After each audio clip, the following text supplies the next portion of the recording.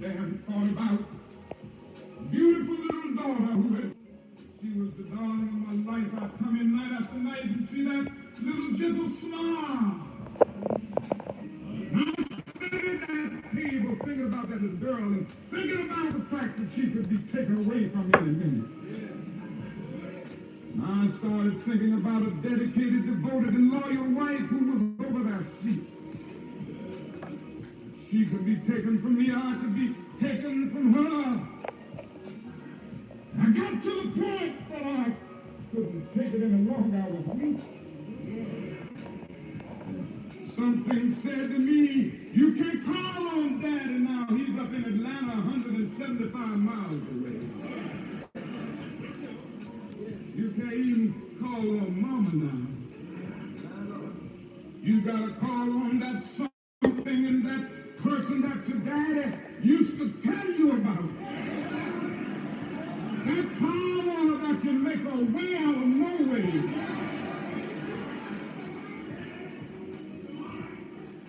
I discovered then that religion had to become real to me, and I had to know God for myself. And I bowed down over that cup of coffee. I never will forget it. Oh yes, I prayed a prayer, and I prayed out loud that night. I said, Lord, I'm down here trying to do what's right. I think I'm right. I think the cause that we represent is right.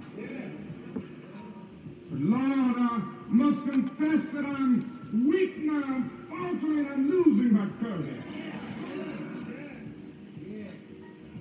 It seemed at that moment that I could hear an inner voice saying to me,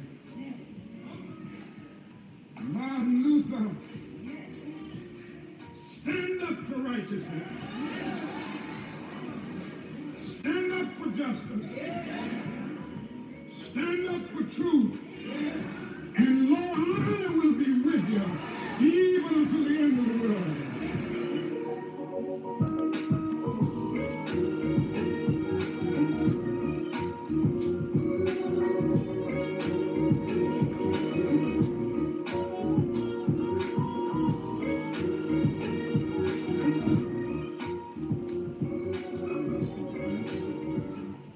That dream that I had that day has a many points that dream confess that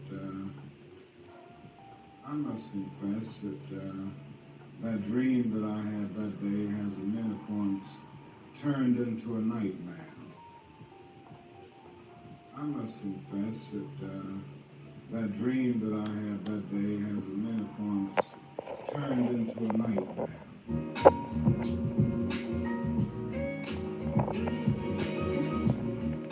Words of Dr. Martin Luther King Jr. And we'll hear more of that among others that are critical in our community. And that's really talking about mental health.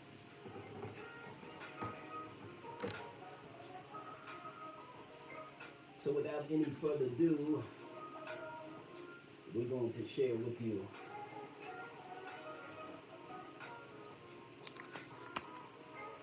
in the studio Dr. Coleman. And we want to acknowledge her attribute.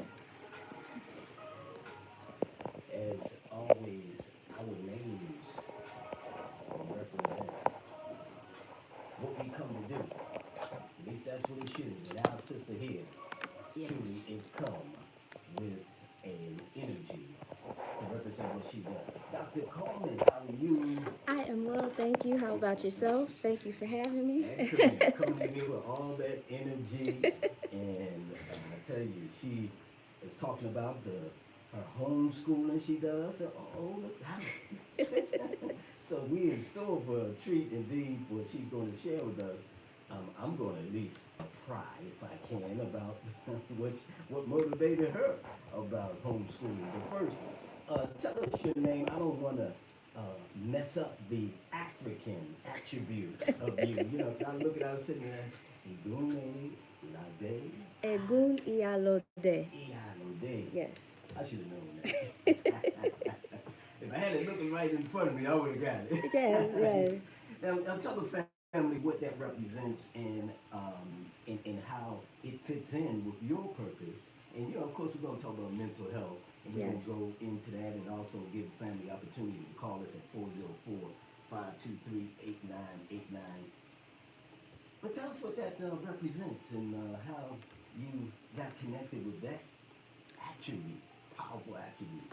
Well, that is a long story. However, I will do my best to condense it and highlight all the magnificent parts, right? I feel you. So, Egun Iyalode, the meaning itself pretty much in simple translates from Yoruba, but translates to generally meaning the divine feminine ancestor, the mother of mothers, the from way back the oldest mother from Mother Town. Like, this is it.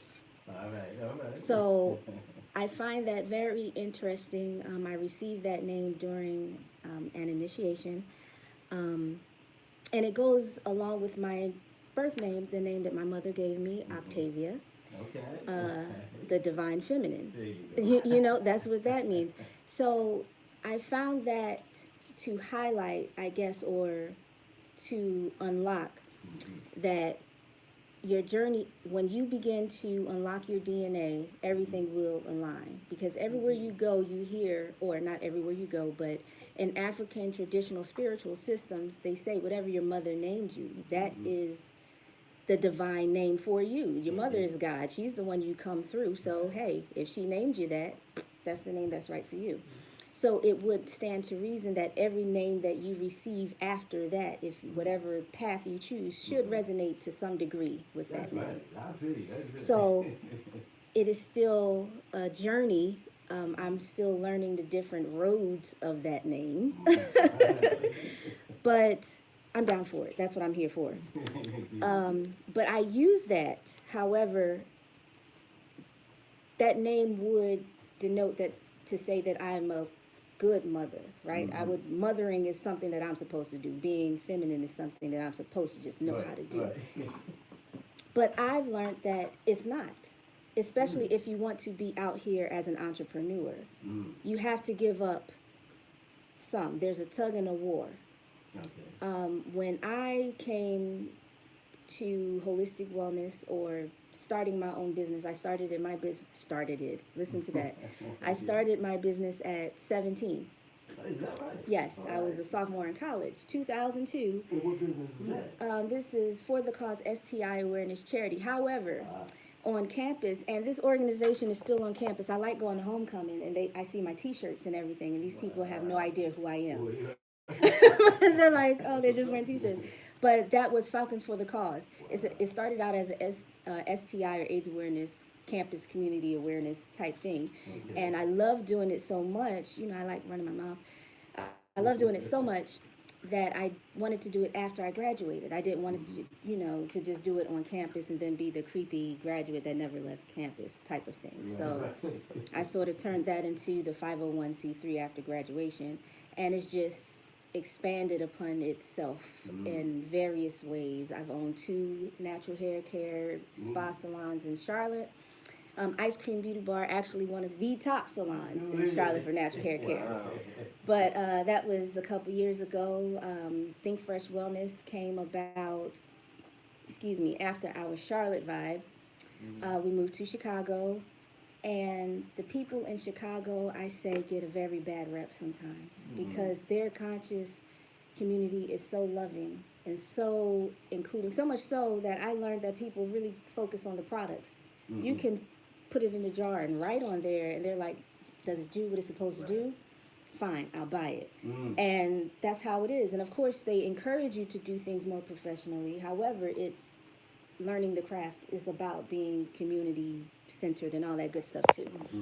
So I learned a great deal of that up there. But that's what got me into Think Fresh Wellness, because I was able to explore or I began to connect the dots in my personal life about how travel influences and awakens different parts of your DNA. That's really tough. We lived in the Real Midwest and it was freezing cold out there, but I loved it. tough. Okay. And we were the only black people in the little town that we lived in. I'm talking about totally, I'm from Philadelphia, my husband's from Chicago. Is that right? So we moved to Blair, Nebraska. We were Man, who's literally, from Philadelphia? I am. Is that right? Home Yes. girl? Yeah, that's why when you said that, I was like, oh, how did he know? But Well, where were you in Midwest? why or what? Where? Where? Blair, Nebraska. Blair, Nebraska. We Okay. were outside of Omaha, Nebraska. I got you. And Belly, I'm telling you, we are still looking for that scene in Belly where the dude from Nebraska, where they go to Nebraska. We're still looking for that neighborhood. Nothing in Omaha, Nebraska looks like that. Still looking for that neighborhood. But it was definitely a beautiful and eye-opening experience because, again, the black population of Blair, Nebraska was like 0.04. And we were it, literally, as myself, my husband, my son, and then we would always see like an African child, but we would never see African parents. Wow. So we were the only black people out there. Wow. And those, Wow. I'm telling you, total culture shock because I'm like, oh man, we're out here in the middle of this white folk. Those white people took care of us something serious. And I'm talking, I'm telling you, the most loving, I won't say loving, because that's giving too much credit there. But the most open to discussion. Okay. They would always ask, why did y'all come here? And at first, I took it offensively. I'm like, what do you mean, why did I come here? But I don't have the right to go anywhere, you know? And after a while, after talking to them, you get to hear, they're like, listen, you're coming from wherever you're from. Why did you choose to move here with all of these white folks? You could have moved to Omaha. Like, why here? So it opened up discussion. They were willing to talk about it. Right, right. A lot of those people out there have never seen a black person in person. And you're living in the United States. Right. But they've never seen, I mean, my husband would walk into the YMCA and those little white children at basketball practice would look at him like a chocolate giant. They would just stop like, oh, my. They've never seen that up close. They would only see, and my husband is average height. He's not like LeBron James or anything like that. He's an average height guy. So that's when I realized in Chicago the importance of tracking, traveling. It focuses on or highlights the importance of tracking history through timelines. And when you break down the timeline of history, then you get to put health and wellness into perspective because you understand the psychology behind the people at the time, especially when you're dealing with post-traumatic stress disorder, post-traumatic slave disorder, generational traumas and triggers, stuff like that. So that's how it came about. And my background is actually in athletic training, sport medicine. Is that right? Yes, I'm 16 and a half years in, and that's my passion. In fact, this is a little known secret. Did you guys see Soulja Boy's Breakfast Club interview? Okay, Soulja Boy moment. Okay. The big Draco moment, right? The actual concept of when you watch ESPN and you see the Sport Minute or something where they're breaking down how athletes get injured and the torque and all that other crap behind the injury, that was my idea. That came from me. And that came from me over 10 years ago. Oh, wow. There is proof. The people that were involved, there were look at that, look, that came from me. For one, I am thankful to have been with my husband the past 13 years because that takes me back to in college. He was there during all of these times. Beautiful. Also, the people that were there, they'll tell you, they were my mentors at the time when I pitched the idea, and they told me that wouldn't work. And that's what happened. And I believed it because, I went to a HBCU. The professors there, this is a whole nother discussion about mental health because it's such a vast topic. You can just dive deep and deep and deep. But while there, I did acquire great experience. One of my mentors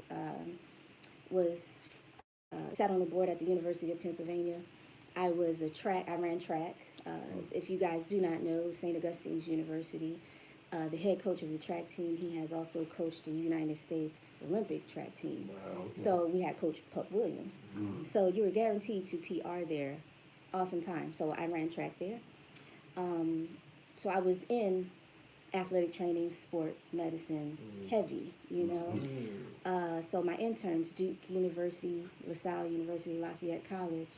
I've worked at St. Luke's Hospital in outpatient and physical therapy. So I have a lot of, even working with the wrestling team, we're dealing with extreme injuries. And you're talking about my first time actually worked on the sport medicine team at Lehigh University.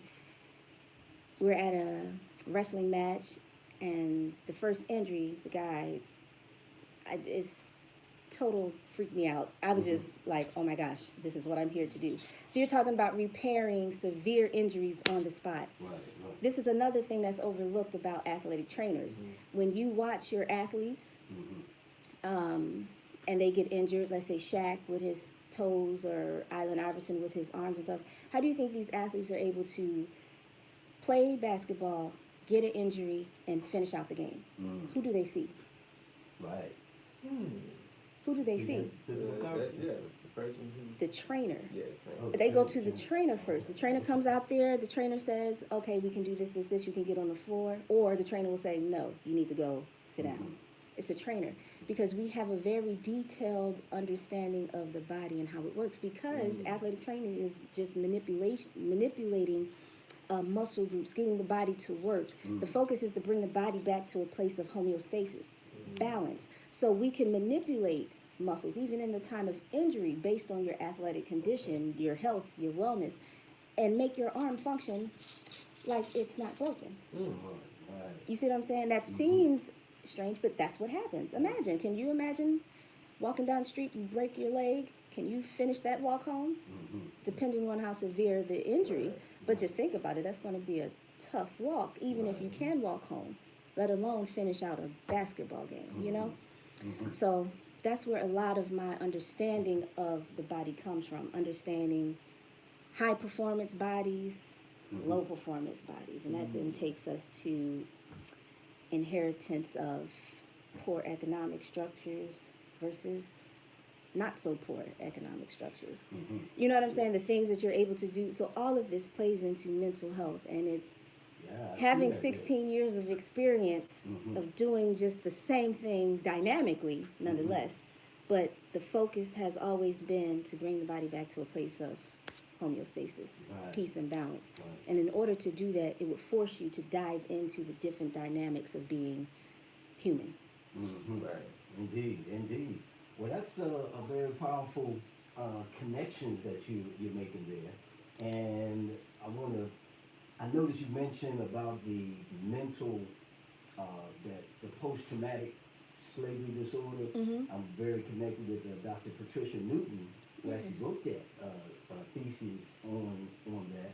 In the book. Beautiful. And let's bring it up after we go through some announcements. We take a little moment of break to share what you may have made some connections, with the physical, mental. I like the way you brought that out, because we're a whole body, we're a whole system, a whole being, and there's direct relationship between the physical and the mental, Yes. right?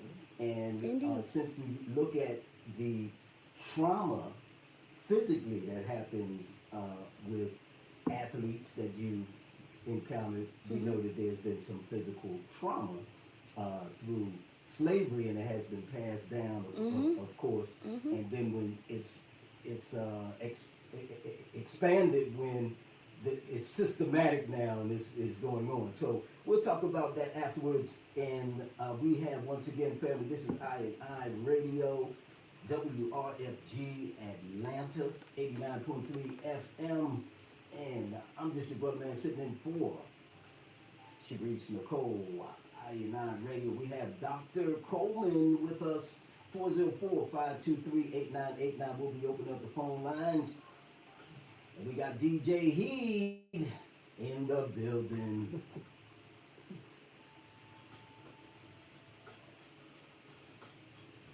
Maybe some announcements.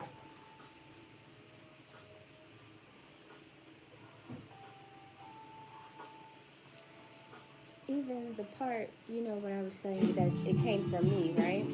That was during a time when I graduated in 2005. And in January 2005, the law changed from sitting. They changed the law to where, before you could sit for the athletic training test with an athletic training or related degree. They changed that. It had to say athletic training. So that cut out just about everyone that went to smaller institutions, because athletic training is a big department. It's a big industry.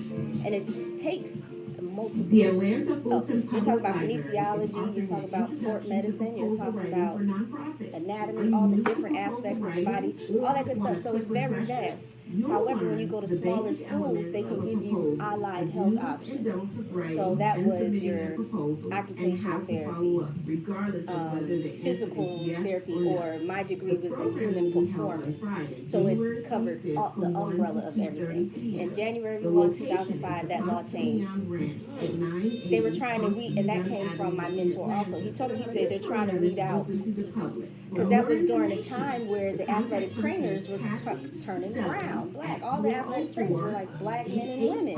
Then right in 2005, you changed it to, you or see email an influx of Kathy Asians. with a K. A lot of the athletic trainers are white and Asian now. ELLI at Fulton County GA.gov. Another public service announcement brought to you by your listener sponsor and support community thing radio, is, they're all 89.3 FM, feathers on the same bird. WRFG.org. So they're Your all station for interrelated. progressive That's information the and mind blowing quality part. news. So you'll see a physical therapist and they'll get offended, like, oh my gosh, I went to school for physical therapy and you can't, I'm the only person that can do a massage. No, not physical therapy, massage therapy. No, massage therapy is a part of athletic training. Occupational therapy, the allied health, any type of behavioral health, all of that is a part of athletic training, sport medicine, or all of it is incorporated into it. And they can be out to branched or segmented. So I think to a certain degree, just like if you are a massage therapist, you have to have some degree or understanding of kinesiology or how the body works and moves in order to be a massage therapist in the first place, So it's all interlinked. It just depends on how heavy of a discipline, how much more would you like to know about one versus the other. See that football game where the guy broke his leg? Man, no, I did not. But the highlights are everywhere. They showed it, the replay live. Mm-hmm. That was intense, and I didn't think they would show the replay because everyone taking screenshots and everything. That was intense. It was like, even though they showed it in slow motion, but his leg broke like super quick. Yep. I was like, man. Wow. Hey, did you get the the videos? The videos that we recorded? Yes. I love them. They were very clear. That's my first professional. I don't have any professional. All of my videos look like this. I got this. There's a software called OBS, and it's a free software. And that's what I use. It's a little webcam. So you have a laptop or something like that. You can hook it up and make videos super easy, super quick. Yeah. Say that one more time. Or write it. Okay. WRFG Atlanta. You heard the voice of Dr. Khalid Abdul Muhammad saying, I'm a monk. Got sense enough to know I'm a monk. And quiet as it kept, most people don't know that the birth name of Dr. Khalid Muhammad was Harold Moore. Oh, it comes to you in a minute, huh? Mm-hmm. He had it naturally, and we were talking about that just earlier. How your names, can reflect Align. even the new energy that you bring forward with, because you carry all of yourself with yourself. OBS software. I didn't take that, Ken. So, and the Awesome. word herald Thank you. means, comes from Awesome. herald. When somebody heralds something, brings in some news, or the good news, or the gospel, or something like that. You herald in the information. Awesome. Or who truly lived that. And so, in that It does. context, Very you clear. herald them Awesome. as I like a that. I want posted to it to send my shout outs Patreon. to the family that are on live on our Facebook Live. Yes. We got Basandra I am on it now. Yeah, she used to hang out with me in the wee hours of the new day. Nice watch Look, discussion. My normal program. And we're talking about the physical aspect of dealing with trauma.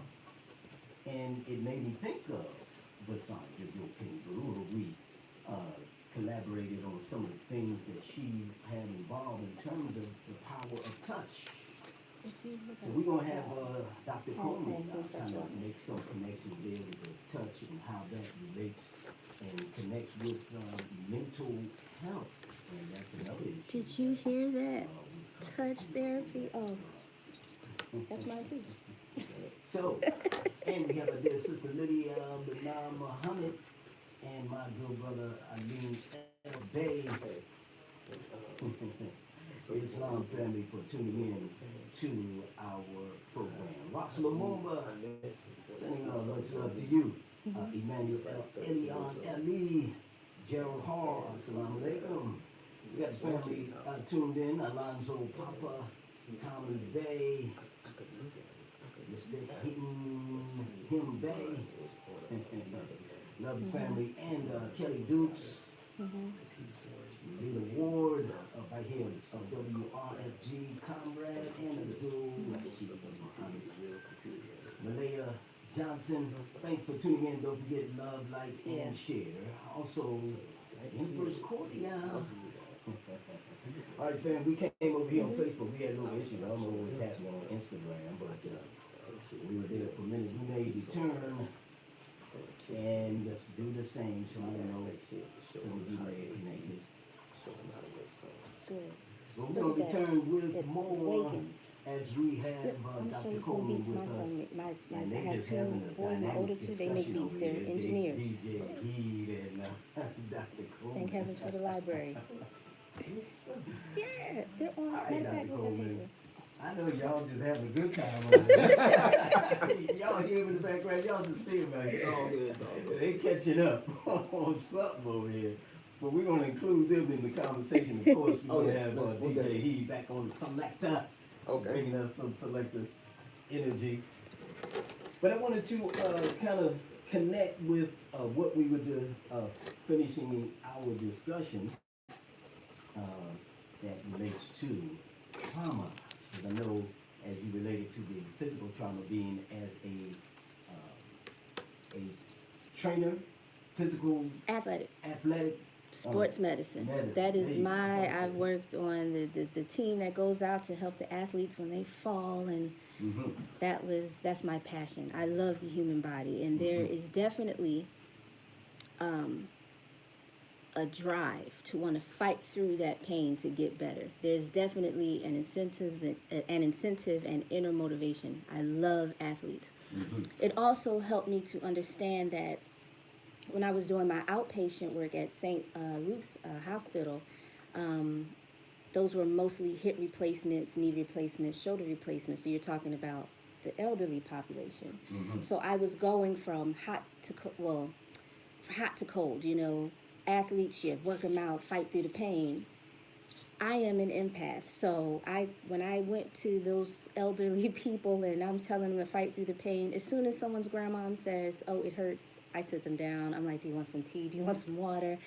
And that's not the approach for, I guess, corporate physical therapy. So that's when I realized I had to go and do it on my own. Like, that's why I have the Healing House up in Loganville, Georgia, because it has to be on your own time. Each population, you can't force, not everyone. You have to know your clients. Right. And in the corporate physical therapy, literally, they give you about 30 files. Hey, these are your clients all day to day, get through them. And you have to get these people, but you can't, you don't necessarily benefit. The client doesn't. And now there's no emphasis on variety of modality, because what I'm finding with my clients that come to the healing house is that they'll do 6 weeks of physical therapy, but the physical therapist did nothing more than pretty much just move this finger around for, tendonitis, just severe shoulder replacement, no ultrasound therapy, no electrostim therapy, no stretching, no nothing. They're just coming, doing some basic things and sending them on their way, but charging ridiculous amounts of money for this quality service. That's again because I was telling you, I came in during a transition. I'm a part of that first class in my Master's of Health Service Administration, where it went from patient care to customer care. It was a very different dynamic. You grow up seeing this. I'm a traditional specialist as well. The emphasis is on the quality of care, your patient relationship. You can't just go out and treat people any kind of way. You have to be very in tune with the person you're working with, because each person is different. That was the same way of schooling until my master's, and then that's when the textbooks all changed. It's customer based. These people are here to help this bottom line. Don't waste all this money. Don't waste all this, because time is money. So if one person, if they figure you can force someone to work through an injury in 15 minutes versus an hour, do the 15 minutes. And I did not think that was appropriate. So that's why I'm not in that realm. There are people that can handle it, like athletes.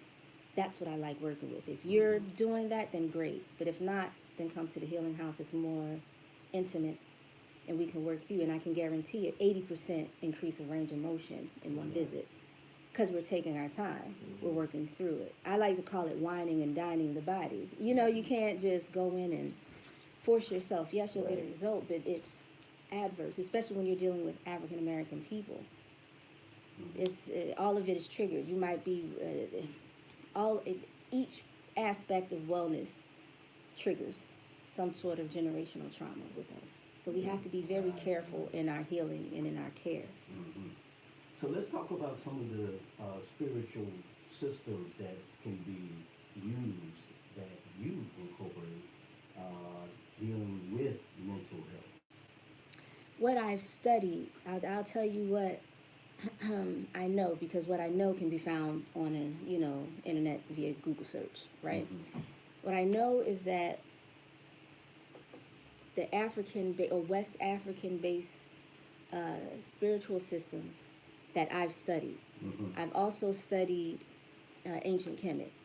So, and I've seen the same similarities there. So because I've studied ancient Kemet, Ifa, Condomble, and Palomayombe, I've just studied those, right?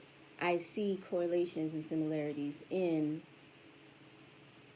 divination or consultation regarding mental illness. Now, because I've studied those, I can then apply it to what I've learned growing up. Because like I said, I'm traditional, meaning I have upbringing in this. My family is Geechee, and I was raised by my great-grandmother. That's another thing. People in my generation has no idea what Geechee is. But that's because I was raised by my great-grandmother. After she passed away, the rest of my family, they're not necessarily, well, they are Geechee by blood right, but mentally, they don't live the life of Geechee people. They're just like, what is that? Have no idea, totally wiped out. Even my cousins, when I talk about this, they look at me like, Geechee, what? I'm one of, if you ever heard of the black sheep of the family, I am it. And it's even with my professional colleagues, I'm telling you, we had our daughter natural and home birth, and I remember telling a colleague it was a home birth, and her response was like, at home? Like, she's genuinely concerned for my sanity. And that's how people, my family members, I'm telling you, and we find that's traumatic as well. That's a trigger as well. That is systematic as well, because a lot of these families have no idea who they are here, yet they claim off this shore's spirituality. You can't do that. Who are you first before you can align? I practice Ifa because I know that my lineage came from a specific place I can pinpoint it that's in my DNA. Right. I can verify that. If I cannot verify that, then don't do it. Learn who you are here. Right. I only can verify that because I know who I am here, you know? So that's what is a part, that has to be incorporated into the mental health practices as well. Okay. It's a lot. Yeah. It takes you down multiple weaves and, you know, turns and twists, but it's phenomenal. And What that's interesting because I have one of the, as I mentioned, a colleague, Cassandra Jewel Kennybrook, she mentioned bio-individuality, and that's basically what you're saying in a different way. You Yes. know, everybody you have to deal with on an individual basis because of their DNA and their connections ancestrally, and there's a whole lot to that. It's a whole lot to that, and then it makes you understand that, and this is something that I teach. I certify in holistic wellness.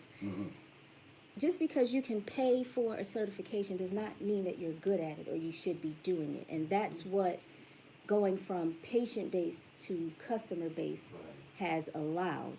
That people that can just pay, oh, I can be a doctor and a dentist and come and yank your teeth out. They're not good. There's no empathy there. There's no sympathy, no concern. It's just money and dollar sign. Now, don't get me wrong. You are supposed to make a profit. That's the whole name of this game. You're not, I don't encourage, you know, no, you make a profit. However, you have, there's, your profit should be based upon how much you like it. I have to be comfortable. Because I focus on, when you come to the healing house, I focus on you. You have my total attention, and I am diving deep into who you are so I can understand how you operate, so I can figure out how I can best help you. So I have to be comfortable. Doing things like holistic wellness, that is not something where you have 1,000 clients. Doing things with mental health, you can't. Because as you unlock and help other people walk their journey, you're unlocking things about yourself also. Things that you forgot, things that you may want to or wish that you may have done better. Things are part of your evolution and growing cycle. The post-traumatic slave disorder is something that has been studied in the Hebrew community when watching the Holocaust, when observing the Holocaust. Where they say, oh, they tested it with butterflies. There we go. Where in the cocoon, the butterfly is just goo. It's not solid body. The brain is, not connected or anything. And they expose the cocoon to triggers, and inside you would see the vibration of a jar, and it's triggered. Now, once that butterfly, the cocoon is no more, and that caterpillar has turned into the butterfly, they're exposed to the same type of trauma or sound, and they experience they give the same reaction. It's generational. They're two different, but they're not the same thing. It's not like its caterpillar goes into the cocoon and it becomes a caterpillar, but just grows wings. No, it completely decomposes. It's goo. You know what I'm saying? It's completely decomposes. So it's not the same entity once it's a butterfly, totally different genetic makeup. Well, genetic formation, I should say, not necessarily makeup, because it's the same DNA. So it's the same triggers. That's the same thing as a mother giving birth to the child. Then the mother not only giving birth to the child, but the child giving birth to the grandchild, because the mother carries both. When you are born, and I say this all the time, all of this has to go and put in perspective. I ask clients all the time when they want to, they're not understanding eating disorders that they're having. Well, then let's talk about something that may be suppressed. So I have to ask about relationships with your parents, childhood memories. Do you have siblings? How do you feel compared to your siblings? Why do you feel that way? How much water do you drink? How much sleep do you get? Do you go outside? All of these play a role. And I think post-traumatic slave disorder, because we're a proud people, we don't want to accept that. We don't want to say that. Everyone knows that someone was enslaved to some degree here.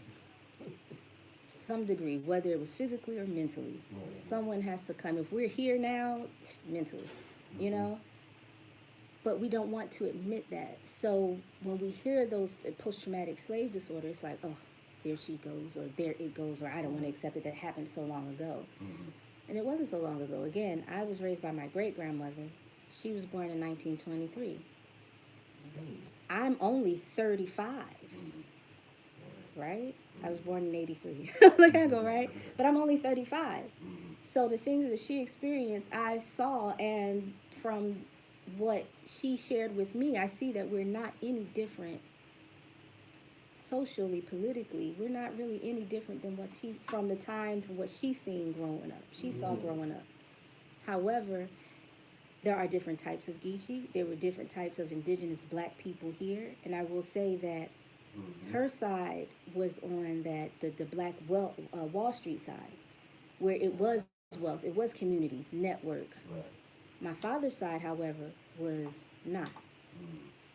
So they were the enslaved. So I see both dynamics also. Right. And me being able to see both dynamics, I can then assess other people's dynamics also, because I see it.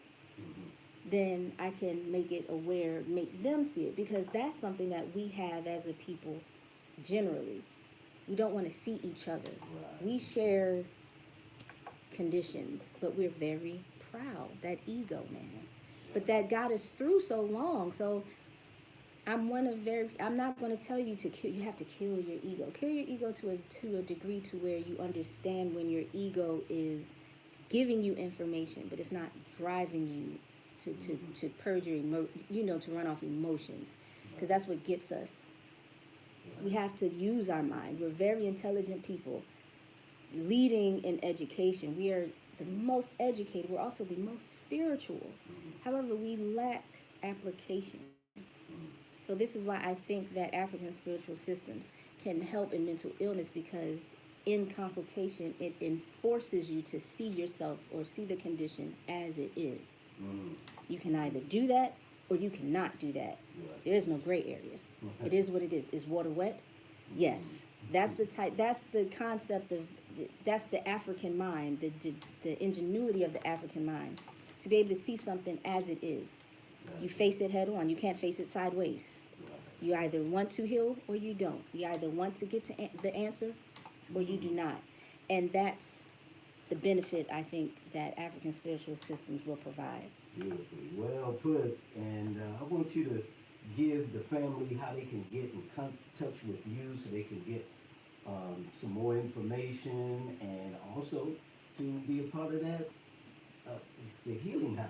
Yes. There'll be some healing. The family can come to you and deal with it on different levels. Yes. Athletes and people Yes. in general who are going through trauma, and to experience and get more information from an aspect that there are alternative means that you can have, I would like to say, an integration of the things that you use from the physical standpoint as a physical therapist. Am I saying that right again? Physical therapist?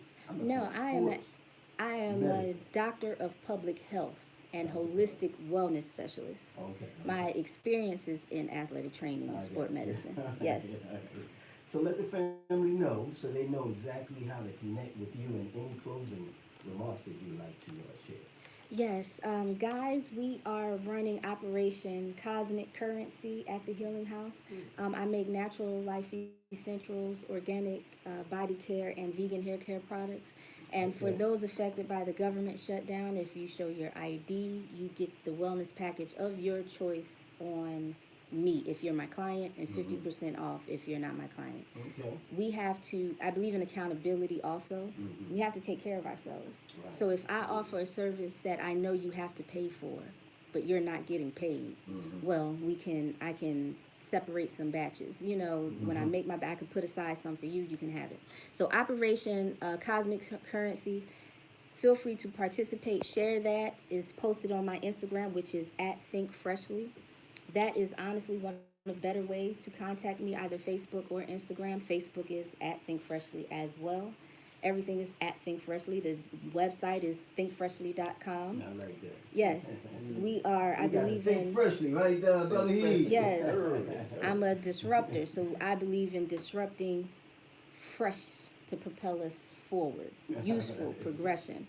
Also, I wanted to give you guys this artwork. This is from our art therapy class, Sip, Stroke, and Spoken Word, where we use the art form of paint, hands, and spoken word to bring some healing to the heart chakra.